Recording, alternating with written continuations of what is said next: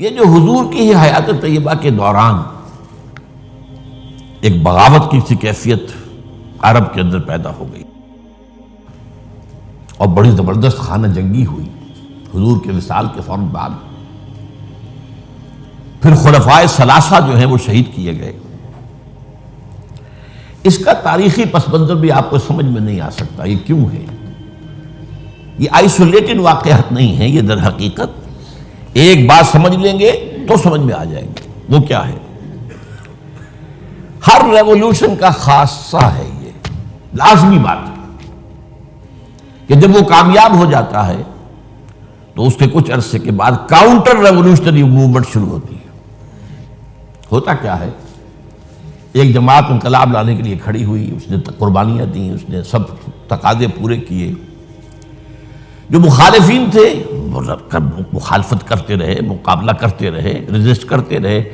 ایک جگہ پر آ کر محسوس کیا کہ اب ہم ریزسٹ نہیں کر سکتے. It's no use continuing resistance, لہذا سر جھکا لو بھائی. میں کہا کرتا ہوں اس کو پنجابی میں جو کہتے ہیں نیوی پاؤ، اس وقت تو جو ہے سر جھکا لو، لیکن ذرا وقت ملے گا پھر ہم ذرا موقع محل دیکھ کر وار کریں گے. یہ ہر ریولوشن کا خاصہ ہے، ہر ریولوشن کا، کہ آخری سٹیج پر آ کر مخالفین جو انقلاب کے ہوتے ہیں وہ دب جاتے ہیں، چھپ جاتے ہیں، کور لے لیتے ہیں، اور پھر موقع دیکھتے ہیں اور موقع پر پھر وہ بغاوت کرتے ہیں، اس ریولوشن کو ختم کرنے کی کوشش کرتے ہیں. یہ چیز جو ہے اگر آپ کو سمجھ میں آ جائے تو در حقیقت وہ واقعات جو ہیں جن کی طرف میں نے اشارہ کیا کہ حضور کی زندگی ہی کے اندر وہ آثار شروع ہو گئے تھے. چنانچہ مدعیان نبوت کھڑے ہو گئے.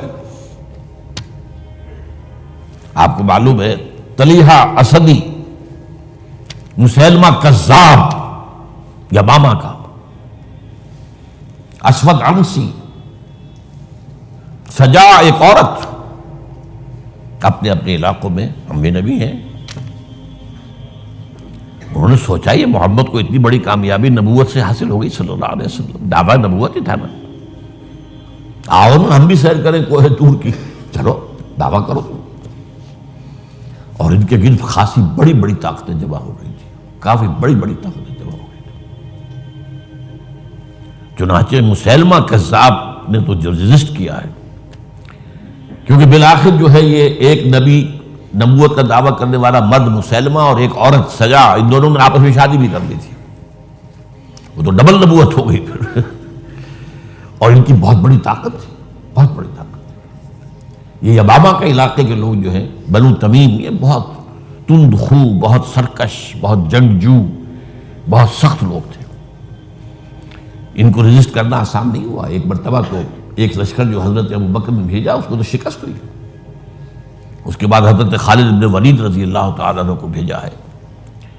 تو بہرحال ان کو تو حضور نے خطاب دیا تھا، خالد سیف من سیوف اللہ، یہ تو اللہ کی تلواروں میں سے ایک تلوار ہے. اللہ نے فتح دی، لیکن لگ بھگ 1200 صحابہ شہید ہوئے ہیں اس جنگ میں، جن میں 500 حفاظ بھی تھے. چنانچہ اسی سے اندیشہ پیدا ہوا تھا کہ یہ تو قرآن مجید ضائع ہو جائے گا، ابھی تک ہمارے پاس کتابی شکل میں تو ہے نہیں. در چھپے ہوئے نسخے چھاپا کھانا کا سوال ہی نہیں تھا. اصل حفاظت اس کی سینوں کے ذریعے سے ہو رہی تھی. اگر حفاظ کا یہ معاملہ ہوا تو قرآن مجید ضائع نہ ہو جائے. اس پر حضرت ابوبکر سے کہا گیا کہ آپ اس قرآن کو جمع کروائیں اور اسے کتابی شکل دیں. پہلے ریلکٹنٹ رہے حضرت ابوبکر کہ جو کام حضور نے نہیں کیا میں کیوں کروں، لیکن پھر جب دلائل سامنے آئے کہ واقعتاً تقاضا ہے تو آپ نے مانا. پھر جو بھی کاتبان وحی تھے حضور کے زمانے سب کو جمع کیا، اور زید بن ثابت رضی اللہ تعالیٰ عنہ کو ان کا جو ہے چیئرمین بنایا. اس کمیٹی نے پھر جس کے پاس قرآن مجید لکھا ہوا کچھ تھا، کسی کے پاس اونٹ کی جو یہ اسکیپولا ہوتا ہے، یہ شانے کی ہڈی بڑی چوڑی ہوتی ہے تختی کی طرح، کسی نے اس پر کچھ لکھا ہوا ہے، کسی نے کوئی چمڑے کے اوپر کچھ لکھا ہوا ہے، کسی نے کسی کپڑے پہ لکھا ہوا ہے، کسی کو کوئی کاغذ مل گیا تو کیا ہی کہنے ہیں. تو پھر وہ جمع کیا گیا اور پھر سب جو ہے جو حفاظ بھی موجود تھے ان کے ذریعے سے پھر یہ کتابی شکل دی گئی. اس وجہ سے تو یہ جو ایک زبردست قسم کی تحریک اٹھی تھی وہ کیوں اٹھی تھی؟ اب اس کا تجزیہ کیجیے. اصل میں نے جو آیات آپ کے سامنے پڑھی کیوں پڑھی اس حوالے سے. پہلی بات تو نوٹ کیجیے، اذا جاء نصر اللہ والفتح ورأیت الناس يدخلون فی دین اللہ افواجا. جب اللہ کی مدد آ گئی اور فتح ہو گئی اور آپ نے دیکھا کہ لوگ اللہ کے دین میں فوج در فوج داخل ہو رہے ہیں. یہ جو فوج در فوج داخل ہونے کا فینومینن ہے، کیا اس میں یہ بات سمجھ میں آتی ہے کہ سب کے سب خالص مخلص مومن تھے؟ وہ تو یہ ہے کہ فتح کے بعد اب انہوں نے سمجھا کہ جب مسلمانوں نے مکہ فتح کر لیا تو اب کون ان کے مقابلے میں آئے گا؟ قریش شکست کھا گئے. It's no use continuing resistance. Let us go and declare our submission. جہاں ہم کہہ دیں ٹھیک ہے تسلیم کر. تو یہ دین میں داخل ہونا تھا، یہاں لفظ ایمان نہیں لایا گیا، اس نظام اطاعت میں شامل ہو گئے. اس کو نوٹ کیجئے اس بات. اذا جاء نصر اللہ والفتح ورأیت الناس يدخلون فی دین اللہ افواجا. اللہ کے دین میں داخل ہو گئے، اس نظام اطاعت کے اندر داخل ہو گئے اور انہوں نے کہا سمعنا واطعنا، اب ہم سنیں گے اور مانیں گے. اچھا یہ تو وہ فتح مکہ کے بعد. اس کے 1 سال کے بعد جب سورہ توبہ نازل ہو گئی اور مشرکین عرب کو آخری مہلت دے دی گئی، صرف 4 مہینے کی مہلت ہے، یا ایمان لاؤ یا تمہارا قتل عام ہو جائے گا. اس کا میں پس منظر کئی دفعہ بیان کر چکا ہوں. جو 40 نووی میں حدیث آئی تھی اس کے حوالے سے بھی تفصیل سے بیان کر چکا ہوں. اللہ تعالیٰ اپنے رسول جس قوم کی طرف بھیجتا تھا وہ قوم اگر انکار کرتی تھی تو ہلاک کر دی جاتی. یہ مرحلہ آیا ہے اب قریش کے لیے، یا مانو یا ہلاکت. پہلی قومیں ہلاک کی گئی، غرق کر دیے گئے، یا زلزلہ آ گیا، یا کوئی باد سرسر آ گئی، مختلف طریقوں سے. ایک طریقہ یہ بھی تھا کہ مسلمانوں کے ہاتھوں قتل کر دیے گا. جو میں نے آیت آپ کو سنائی ہے، آیت نمبر 5 سورہ توبہ کی. فَإِذَا انْسَلَخَ الْأَشْهُرُ الْحُرُمُ. اب یہ جو 4 مہینے کی ان کو مہلت دی جا رہی ہے، جب یہ ختم ہو جائے تو اے مسلمانوں فَاقْتُلُوا الْمُشْرِكِينَ حَيْثُ وَجَدْتُمُوهُمْ. اب قتل کرو ان مشرکوں کو جہاں کہیں بھی پاؤ. وَخُذُوهُمْ. پکڑو انہیں. وَاحْصُرُوهُمْ. ان کا گھیراؤ کرو، محاصرہ کرو. وَاقْعُدُوا لَهُمْ كُلَّ مَرْصَدٍ. اور ہر جگہ گھات لگا کر بیٹھو انہیں گرفتار کرنے کے لیے. فَإِن تَابُوا وَأَقَامُوا الصَّلَاةَ وَآتَوُا الزَّكَاةَ فَخَلُّوا سَبِيلَهُمْ. پھر وہ اگر توبہ کر لے، اپنے شرک سے باز آ جائیں اور پھر وہ نماز قائم کریں اور زکوٰۃ ادا کریں تو ان کا راستہ چھوڑ دو. ان اللہ غفور رحیم. اللہ غفور رحیم. اب اس کا تجزیہ کیجئے. جو لوگ اس تھریٹ کے تحت ایمان لائے ہیں ان میں تو ظاہر بات ہے غالب اکثریت ان کو ہوگی کہ جو دل سے ایمان نہیں لائے، تو جان بچانے کے لیے ایمان لائے. ایسے بھی لوگ تھے، تاریخ سے معلوم ہوتا ہے کہ جنہوں نے اس پریشر کے تحت ایمان اسلام قبول کرنے سے انکار کر دیا، وہ عرب چھوڑ کر چلے گئے. کہتے ہیں کہ یہ جو ہمارا ایک کافرستان ایک علاقہ ہے، یہ جو واق خان کی پٹی کے ساتھ ہی ہے، اور اس کے ساتھ ملتا ہوا ایک صوبہ ہے نورستان افغانستان میں. یہ ایک قوم ہے، ان کا کہنا یہ ہے کہ ہم ان لوگوں میں سے ہیں کہ جو ان آیات کے نزول کے بعد جو عرب چھوڑ کر باہر گئے کہ ہم نہیں مانیں گے اسلام.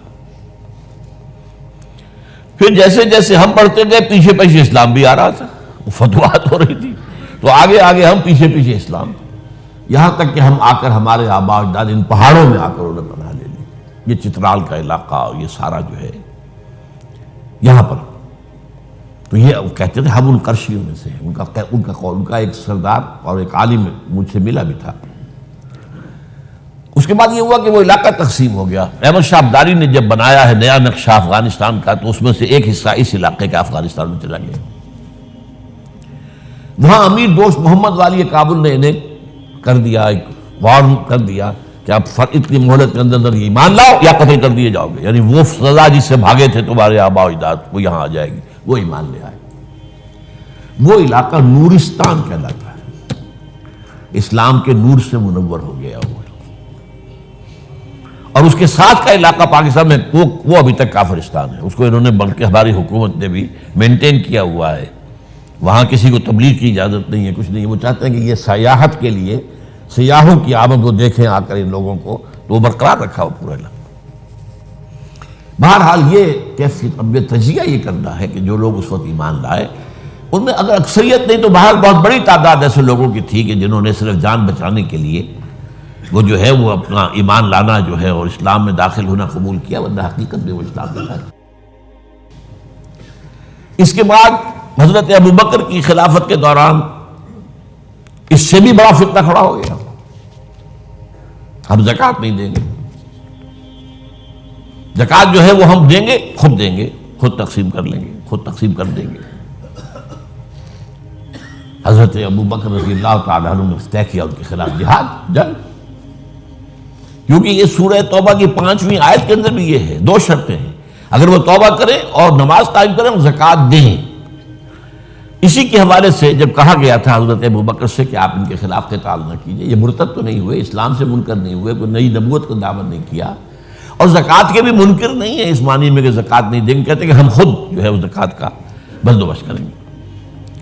یہ عظیمت تھی حضرت ابوبکر کی رضی اللہ تعالی عنہ. آپ نے کہا کہ اگر یہ حضور کے زمانے میں اونٹ دیتے تھے زکوٰۃ میں اور ساتھ ہی اس کو باندھنے والی رسی بھی دیتے تھے، اب اگر یہ کہیں گے کہ اونٹ لے جاؤ رسی نہیں دیتے تو بھی میں جنگ کروں گا. ایسے پیارے الفاظ ہیں. ایبدل الدین وانا حی، کیا دین میں تبدیلی کر دی جائے گی، دین میں ترمیم کر دی جائے گی جبکہ ابھی میں زندہ ہوں؟ میرے ہوتے یہ نہیں ہو سکتا. حالانکہ حضرت عمر فاروق جیسی شخصیت بھی مشورہ دے رہی تھی. دیکھیے 2 محاذ پہلے کھلے ہوئے ہیں. جیش اسامہ کو حضور نے تیار کیا تھا، آپ نے بھیج دیا، ٹھیک کیا. پھر جو نبوت کے دعوے دار تو کھلے مرتد ہو گئے، ان کے خلاف جہاد تو بالکل ضروری تھا. اب تیسرا یہ محاذ نہ کھولے. ابھی مسلمانوں کے دل ویسے زخمی ہیں، حضور کے انتقال کے بعد مورال جو ہے مسلمانوں کا گرا ہوا ہے. لیکن یہ عظیمت تھی حضرت ابوبکر. اب اس کو یوں سمجھیے ذرا تاریخی اعتبار سے تجزیہ کیجیے. اسلام کی فتح کا مطلب مذہبی اعتبار سے کس کی شکست تھی اور سلطنت کے اعتبار سے کس کی شکست تھی، اسی سے پتہ چلے گا کہ کاؤنٹر ریولیوشنری موومنٹس وہیں سے آئیں گی. اسلام کے غلبے کا مطلب تھا شرک کا خاتمہ. لہذا جو مشرک تھے عرب کے سابق جو اسلام لے آئے تھے، قالت الاعراب آمنا قل لم تؤمنوا ولکن قولوا اسلمنا، پورا تقریباً بدو عرب مرتد ہو گئے. بدو عرب، یہ مکہ مدینہ یہ شہر یہ بچے ہیں، ورنہ اکثر و بیشتر یہ اعراب. اسی لیے اس آیت میں الفاظ کہ قالت الاعراب آمنا قل لم تؤمنوا ولکن قولوا اسلمنا ولما يدخل الايمان في قلوبكم. انہی میں سے یہ مدعیان نبوت اٹھے، انہوں نے ہی زکوٰۃ کا انکار کیا. تو پہلا کاؤنٹر ریولیوشن حضور کے ریولیوشن کے خلاف جزیرہ نما عرب سے اندر سے برآمد ہوا ہے، مدعیان نبوت کی شکل میں اور منکرین زکوٰۃ کی شکل میں. بہرحال حضرت ابوبکر صدیق رضی اللہ تعالی عنہ کی جو اقبال نے اشعار کہے ہیں حضرت ابوبکر کی شان میں، اگرچہ ویسے تعداد دیکھی جائے تو حضرت علی، حضرت حسین کے، حضرت فاطمہ رضی اللہ تعالیٰ عنہ کی شان میں جو اشعار ہیں وہ بہت زیادہ ہیں تعداد میں. لیکن حضرت ابوبکر کی شان میں بھی چند اشعار جو ہیں لیکن وہ بہت ٹاپ کے. امن الناس بر مولائے ماں، کلیم اول سینائے ماں، ہمت او کشت امت راچو ابر، ثانی اسلام و غار و بدر و قبر. یہ 2 اشعار بڑی بڑی یوں سمجھ لیجیے کہ غزلوں پر اور مسئلے ابھارے. امن الناس، حضور نے فرمایا تھا مجھ پر جس نے کوئی احسان کیا ہے میں نے بدلہ چکا دیا ہے سوائے ابو بکر کے. اس کے احسانات کا بدلہ صرف اللہ دے گا. ہاں امن الناس بالموت، میرے مولا محمد صلی اللہ علیہ وسلم پر سب سے زیادہ احسان کرنے والا کون؟ ابو بکر. اور کلیم اول سینا ماں، جیسے صحرائے سینا پر، کوہ سینا پر حضرت کلیم اللہ سے ہم کلام ہوئے، تو نبوت محمدی کے پہاڑ پر سب سے پہلے ابو بکر آئے. کلیم اول سینا ماں. ہمت، یہ لفظ تھا جو میں چاہتا تھا لانا. ہمت، ان کے اندر جو ہمت تھی، جو ول پاور تھی، ہمت کشت ملت را جو ابر، وہ تو بالکل ایسے ہے کہ جیسے کسی کھیتی کے اوپر ابر کا پانی برسے تو کھیتی لہلا اٹھتی ہے. یہ کام کیا ہے ہمت ابو بکر نے رضی اللہ تعالی، عظیمت. اور پھر جو بات کہی ہے ثانی اسلام و غار و بدر و قبر، پورے دیوان اسے ایک مصرے کے اوپر جو ہے نثار کر دیے جائیں. اسلام میں بھی نمبر 2 حضور کے بعد پہلے کون؟ ابو بکر. غار میں نمبر 2، غار ثور میں حضور کے ساتھ کون؟ ابو بکر. بدر میں نمبر 2، جب وہ بنا دی گئی تھی جھونپڑی اور وہاں حضور سجدے کر رہے تھے دعائیں، کون کھڑا تھا پہرے پر تلوار لے کر؟ ابو بکر. قبر میں نمبر 2، حضور جہاں دفن ہوئے وہیں نمبر 2 پر دفن ہوئے حضرت ابو بکر. بہرحال یہ جو پہلا کاؤنٹر ریولیوشنری موومنٹ تھی جو عرب سے اٹھی ہے، حضرت ابو بکر کی ہمت و عظیمت نے اس کو کچل کر اور گویا کہ کنسولیڈیٹ کر دیا اثر نو ریولیوشن آف محمد صلی اللہ علیہ وسلم کو. وہ انقلاب پھر محکم ہو گیا، مستحکم ہو گیا. اور اب حضرت عمر کے حوالے ہو گئی بات. اچھا، مذاہب میں کس مذہب نے سب سے زیادہ زک اٹھائی اسلام سے؟ پہلے شرک، دوسرا یہودیت. عیسائیت سے تو مقابلہ ہوا ہی نہیں، کوئی جنگ نہیں ہوئی رہی عیسائیوں سے. غزوہ موتا ہوا لیکن وہ بھی آخری دنوں میں. اور میں کئی دفعہ بیان کر چکا ہوں کہ عیسائیوں کا طرز عمل مسلمانوں کے ساتھ بہت بہتر تھا. نجاشی نے پناہ دی تھی، ہرقل جو ہے تیار تھا اسلام لانے کے لیے. ہرقلیس چاہتا کیا تھا؟ جیسے سن 300 عیسوی میں قسطنطین جو ایمپرر تھا روم کا، وہ عیسائی ہو گیا اور پوری مملکت عیسائی ہو گئی، تو نظام انٹیکٹ رہا، ایمپرر جو کا تو قائم رہا. اگر صرف ایمپرر قبول کرتا پوری قوم نہ کرتی تو معاملہ فساد ہو جاتا. وہ یہ چاہتا تھا کہ اب میری پوری قوم میرے ساتھ جو اسلام لے آئے. وہ ایک لمبی بات ہے، اس وقت میں تفصیل میں نہیں جا سکتا. بہت پیاری حدیث ہے، بڑی طویل، جو اس کا مکالمہ ہے جو کہ اس نے ابو سفیان سے اس وقت تک ایمان وہ نہیں لائے تھے. جب حضور کا خط پہنچا ہرقل کے پاس تو اس نے کہا کہیں کوئی عرب کے کوئی لوگ آئے ہوئے ہیں آس پاس، کوئی تاجر آیا کرتے تھے وہاں. معلوم وہاں ایک قبیلہ آیا ہوا تو ان میں وہ ابو سفیان قبیلہ لے کر گئے ہوئے تھے، ان کو بلایا گیا. بہرحال وہ ایک لمبی بات ہے، حدیث ہے موجود بخاری کے. یہودیت کی کمر ٹوٹی. 3 ان کے قبیلے تھے بڑے زوردار، وہ مدینے سے نکالے گئے. ایک قبیلے کے تو تمام جوان مردوں کو قتل کیا گیا. پھر ان کے مضبوط قلعے تھے خیبر کے علاقے کے اندر، فدق اور یہ، ان سب میں سے نکالا گیا. تو جو ایگریوڈ پارٹیز تھیں تو ایک اعتبار سے شرک، مشرکین، ان کی طرف سے تو آ گیا رد عمل، کاؤنٹر ریولوشن، یہ حضرت ابو بکر کے دور ہی میں. لیکن میں یہودیوں کا ذکر اب بعد میں کروں گا. سلطنت کے اعتبار سے جس سلطنت کے چیتھڑے اڑ گئے وہ سلطنت ایران تھی. حضرت عمر کے ہاتھوں تو ختم ہو گیا، نسیہ منسیہ. سلطنت روما، اس کی صرف ایک ٹانگ ٹوٹی تھی 3 میں سے. وہ 3 بر اعظموں پر پھیلی ہوئی سلطنت تھی Roman empire. Eastern Europe, northern Africa, western Asia. Western Asia میں شام اور ترکی کا علاقہ. شام لیا گیا اس سے، باقی تو اس کے پاس رہا. مشرقی یورپ بھی رہا، شمالی افریقہ بھی رہا، وہ رفتہ رفتہ بعد میں جو ہے گیا، لیکن یہ کہ اصل میں جو ہے پہلے مرحلے میں اس کی ایک ٹانگ ٹوٹی، لیکن ایران کا خاتمہ ہو گیا۔ اور ایرانی بے انتہا نسل پرست، ان میں اپنی ریشیل سپیریورٹی کا بہت احساس ہے، نسلی برتری کا، اپنی تاریخ پر بہت ناز ہے، شہنشاہیت کی تاریخ جو کہ خسرو سے شروع ہوتی ہے، سائرس سے، پھر ڈیریس جیسا عظیم فاتح، بڑی عظیم تاریخ ہے ایران کی، اس کو یوں نہ سمجھیں، یہ معمولی شے نہیں ہے ایران، بہت عظیم تاریخ، اور کئی سو برس تک تو سارا معاملہ جو ہے، جسے آپ وہ سی100 کہتے ہیں، تو یہ دو سپر پاورز نہیں ہیں، ایران اور روم، ایران اور روم، ایران اور روم، کبھی ایران غالب آ گیا روم بیٹھ گیا، کبھی روم غالب آ گیا ایران بیٹھ گیا۔ قرآن مجید میں ایک پوری سورت جو ہے سورہ روم کے نام سے ہے کہ نہیں؟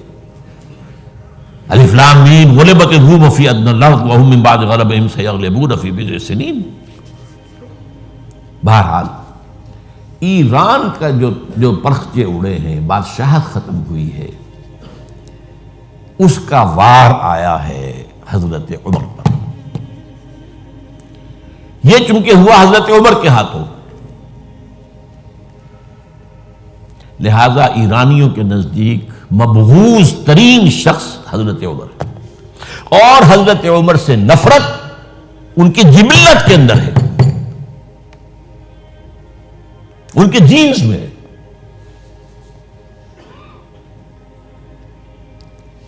چنانچہ کس نے شہید کیا حضرت عمر کو؟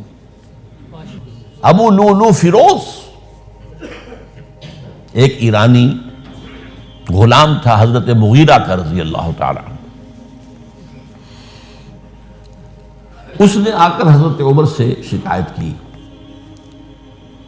کہ حضرت مغیرہ جو ہیں ان سے مکاتبت میں کر رہا ہوں، وہ مجھ سے بہت زیادہ پیسے مانگ رہے ہیں۔ مکاتبت یہ تھی کہ غلام طے کر لیتا تھا کہ میں کمائی کر کے تمہیں اتنے پیسے دے دوں گا تو مجھے تم آزاد کر دینا، مکاتبت کہلاتا تھا کہ وہ اتنے پیسے مانگتے ہیں، بہت زیادہ زیادتی کر رہے ہیں۔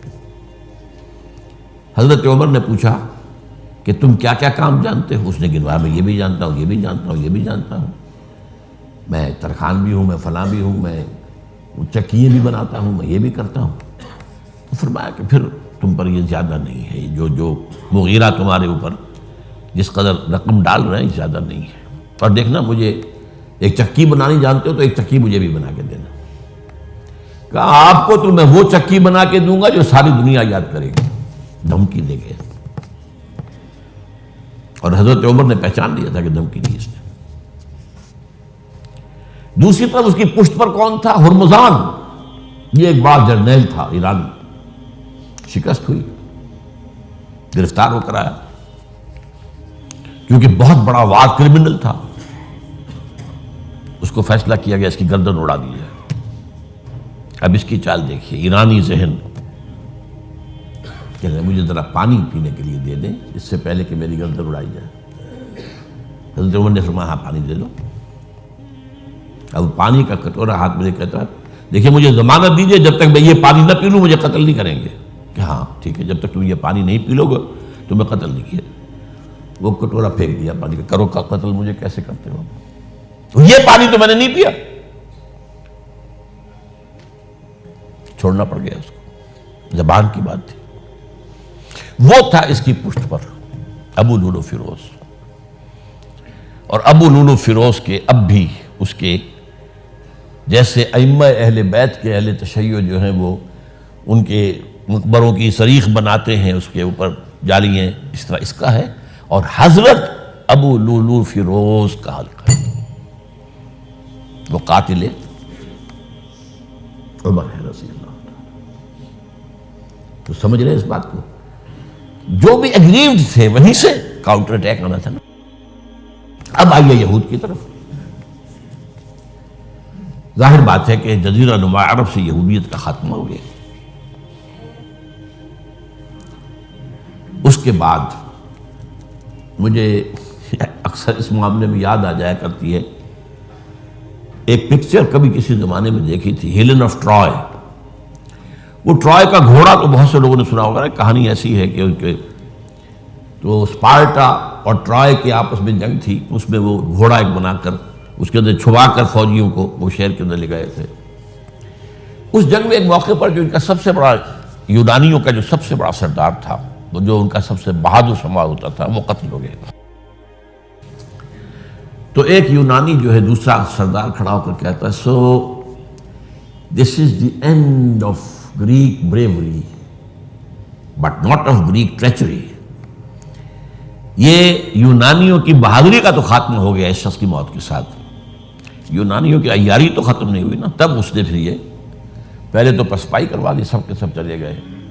اب یہ ٹرائے والے دیکھ رہے جا رہی ہیں فوجیں چلی گئیں، جہازوں میں بیٹھ کے بھی روانہ ہو گئے۔ پھر کچھ عرصے کے بعد واپس آئے، خفیہ طور پر گھوڑا بنا کر لائے بہت بڑا، اس کے پیٹ میں اپنے فوجی بھرے۔ اب وہ جو ہے لوگوں نے دیکھا بعد میں ٹرائے کا گھوڑا ہے، اس کو وہ لوگ اندر لے گئے، وہ خوشیاں منا رہے ہیں فتح کی۔ رات کو جب وہ شراب کے نشے میں دھت ہو چکے ہوئے تھے، وہ اس میں سے نکلے، پیٹ میں سے انہوں نے قتل کیا ہے۔ تو وہ ٹریچری ہے۔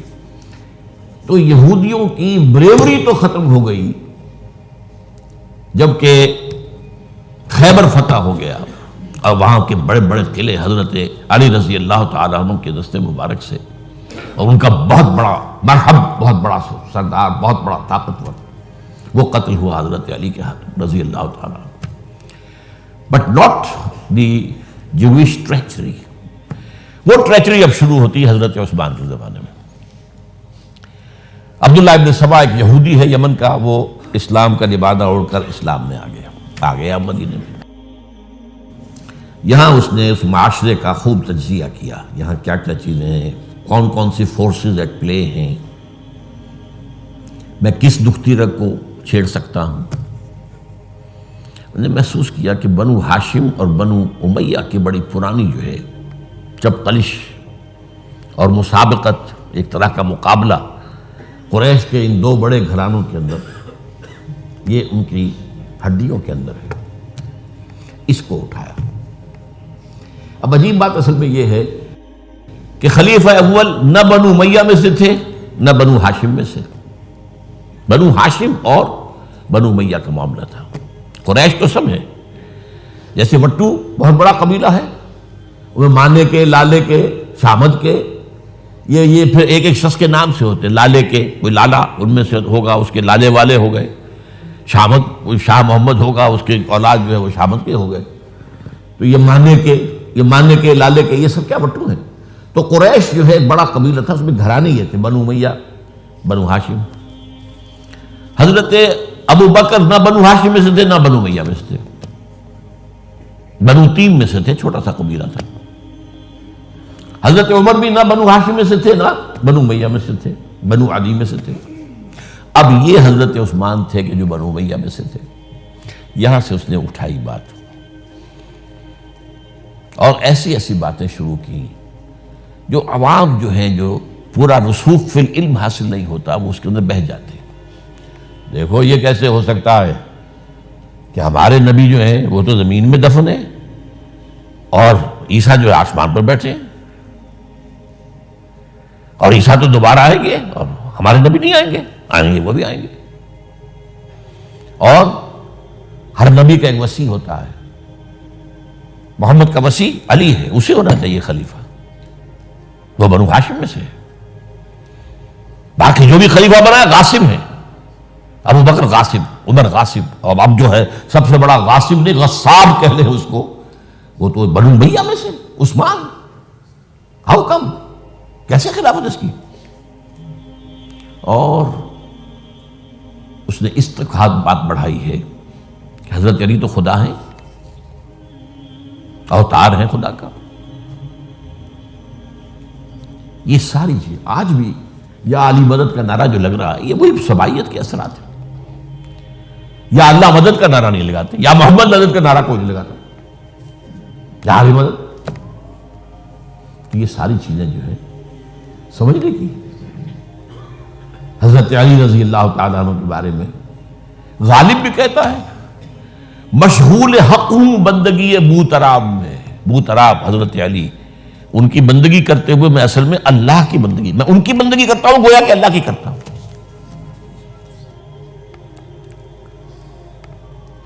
ہر چند علی کی ذات نہیں ہے خدا کی ذات، لیکن نہیں ہے ذات خدا سے جدا علی۔ یہ ساری باتیں اس نے پھیلائی اور فتنہ برپا کیا، اور اس کی ایک خاص ٹیکنیک اس نے ایجاد کی۔ سب سے پہلے اس نے جا کر کوفے میں اپنا میدان جمایا۔ حضرت عثمان کے بارے میں تو اپنا بہت ہی، وہ تو اپنے رشتہ داروں کو پالتا ہے، ان کو عہدے سارے اپنے رشتہ داروں کو دے دیے ہیں، اور انہیں دولت انہیں دیتا ہے، یہ کرتا ہے، معاذ اللہ معاذ اللہ۔ وہاں پہ ذرا کسی نے جو وہاں کے گورنر تھے ذرا بات پرس کی، تو وہاں اپنے ہم خیال چھوڑ کر شام چلا گیا، وہاں جا کے وہی بات، وہاں ایک گروپ بنا لیا، پھر مصر چلا گیا، وہاں جا کر وہی بات۔ اب ظاہر بات ہے اس زمانے میں نہ کوئی ٹیلی کمیونیکیشن، نہ کوئی ٹیلی فون، نہ کوئی تار، کوئی اطلاعات کا وہاں پہنچنا وغیرہ، اس میں یہ ہے کہ وہ فتنہ تو جنگل کی آگ کی طرح بڑھ گیا، اس کا معالجہ کرنے والا جو ہے اس میں حضرت معاویہ نے کہا بھی رضی اللہ تعالیٰ عنہ، آپ ہمیں اجازت دیں، ہم آ کر کچل دیں ان کو۔ گورنر تھے شام کے، انہوں نے کہا میں فوجیں لے کر آتا ہوں، ان کو کچل دیتا ہوں۔ حضرت عثمان فرماتے نہیں، جب تک یہ کوئی ایسا جرم کر نہ دیں کہ جس پر وہ گویا کہ زد میں آ جائیں، قانون کی زد میں۔ اگر یہ مجھے قتل کرنا چاہتے ہیں قتل کر دیں، پھر اس سے قصاص لے لینا، لیکن جب تک یہ قتل کرتے نہیں تو میں کس جرم میں انہیں ماروں؟ عمرو بن العاص کی طرف سے آتا رہا، لیکن نہیں۔ بہرحال یہ فتنہ اتنا بڑھا اتنا بڑھا اتنا بڑھا، مدینے میں حضرت علی کہتے رہے آپ ہمیں اجازت دیں، ہم ان کو ختم کریں۔ یہ ایک علیحدہ بات ہے، میری کتاب جو ہے شہید مظلوم کا مطالعہ کیجیے، آپ اس کی تفصیل میں جانے کا یہ موقع نہیں ہے۔ یہ کتنی بڑی عظیمت ہے، لوگ سمجھتے ہیں کہ یہ تو بڑی کمزوری دکھائی ہو حضرت عثمان، میں کہتا ہوں اس سے بڑی عظیمت کوئی نہیں ہو سکتی۔ انہوں نے کہا میں کسی کلمہ گو کی جان لینے کو تیار نہیں ہوں جب تک کہ اس کے اوپر کوئی جرم ثابت نہ ہو جائے۔ کلمہ گو ہے، آپ اندازہ کیجئے، اس پر اڑے رہنا، ڈٹ جانا۔ یہ تو وہی بات ہے جو حابیل نے کہی تھی اپنے بھائی سے قابیل سے کہ بھائی جان اگر آپ مجھے قتل کرنے کے لیے ہاتھ بڑھائیں گے تو میں تو اپنا ہاتھ نہیں اٹھاؤں گا آپ کو قتل کرنے کے لیے۔ میں تو چاہتا ہوں کہ آپ اپنے گناہوں کے ساتھ میرے گناہ بھی لے جائیں، مجھے قتل کر دیں گے تو میرے گناہ جو سارے آپ کے خاتم ہو جائیں گے۔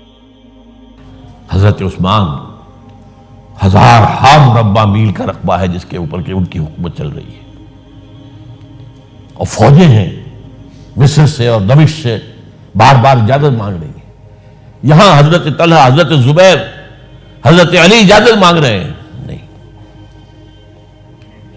جب تک یہ کوئی جرم کر نہ لیں اس وقت تک نہیں۔ جب یہ جرم کر لیں گے پھر تم لینا اس سے قصاص، سزا دے دینا۔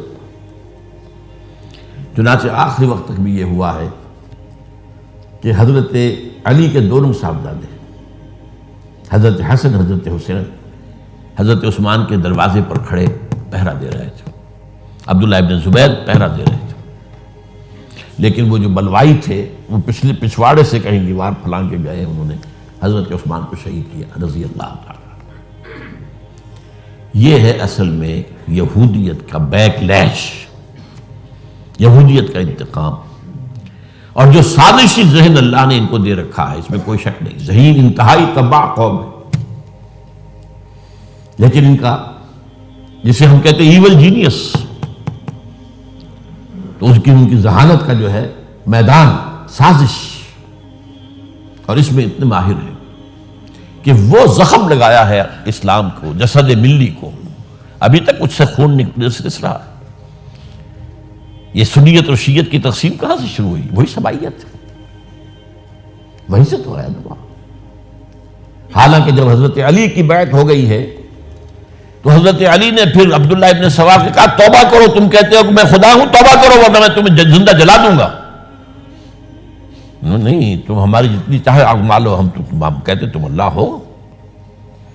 اسے 40 آدمیوں سمیت حضرت علی نے زندہ جلوایا، اور یہ بات اہل تشیع کی کتابوں میں لکھی ہوئی ہے۔ بدقسمتی سے آج کل اگر کوئی بات کی جاتی ہے عبداللہ ابن سبا کے خلاف تو وہ سمجھتے کہ یہ شیعت کے خلاف بات ہو رہی ہے. حضرت علی نے تو خود ان کی اپنی کتابوں کے مطابق عبداللہ ابن سبا اور اس کے 40 ساتھیوں کو زندہ جلایا. تو خدا ہے تو ہمیں آزما رہا ہے. وَلَنَبْلُوَنَّكُمْ بِشَيْءٍ مِّنَ الْخَوْفِ وَالْجُوعِ وَنَقْصٍ مِّنَ الْأَمْوَالِ وَالْأَنفُسِ وَالثَّمَرَاتِ. بس اسی طرح ہماری آزمائش کر رہا تھا. بہرحال یہ ہے پس منظر حضرت عثمان کی شہادت کا رضی اللہ تعالیٰ. اقول قولی ھذا واستغفر اللہ لی ولکم ولسائر المسلمین والمسلمات. حضرت عثمان کی شہادت کا رضی اللہ تعالیٰ. اقول قولی ھذا واستغفر اللہ لی ولکم ولسائر المسلمین والمسلمات.